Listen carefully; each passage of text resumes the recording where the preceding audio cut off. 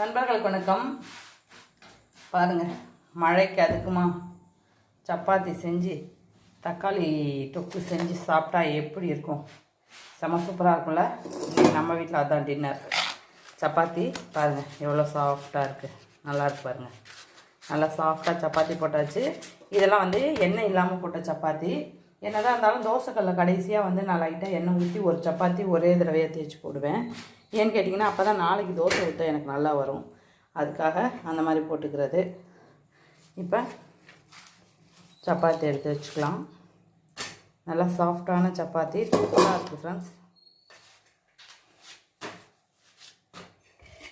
பாருங்கள், சப்பாத்திக்கும் பாருங்கள் கலர்ஃபுல்லான தக்காளி சட்னி, தக்காளி தொக்கு அப்படி வச்சு சப்பாத்தியில் ஸ்ப்ரெட் பண்ணி சாப்பிட்டா சூப்பராக